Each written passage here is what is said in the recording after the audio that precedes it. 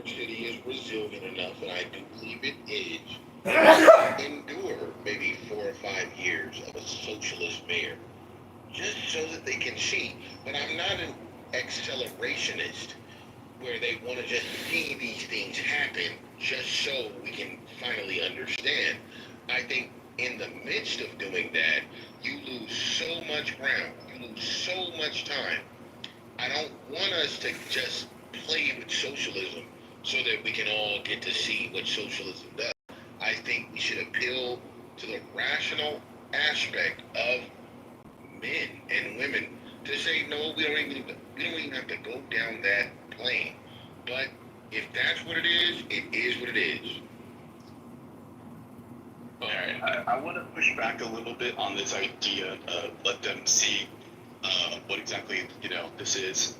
The, the neocon response in the 1990s was absolutely terrible. They had no answer, and this was stemming back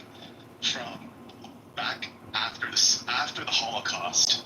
The main question that was posed to the college institutions and the intellectual class was, how could a Christian nation produce the Holocaust?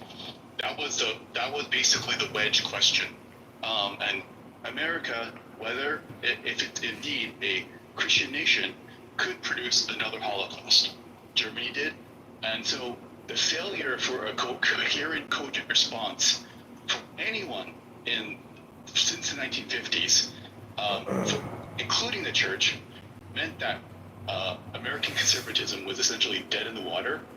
And by the time the civil rights happened, and then to top it off with the neocon movement in the 90s or the 2000s, which was a complete, absolute failure, you could Nostradamus that, of course, the liberals will get to say and predict and teach any single thing they want and do everything they want to do.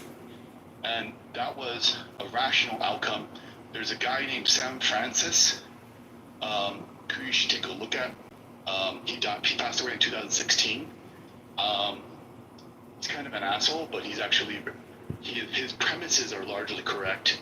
But I want to say that this mayor guy, Zoran or whatever, he's essentially sort of like a fill-in figure, like the way that the neocons were. Terrible, this is not going to work out.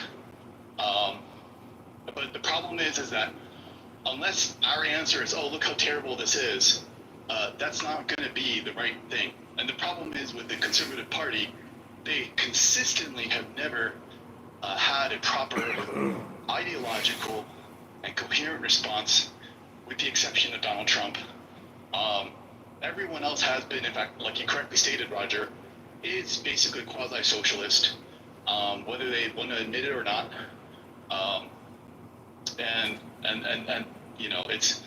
they gave so much moral ground.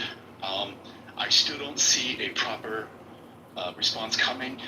Even if we see the mayor win and New York goes down a socialist shithole with the way we know it's going to do, pointing at that is not a viable strategy. I mean, the Democrats thought they could do that kind of thing, and that doesn't work. Well, let me ask you this, David. David, let me ask you this. So you got some pretty strong opinions on it, so I'll ask you a couple questions.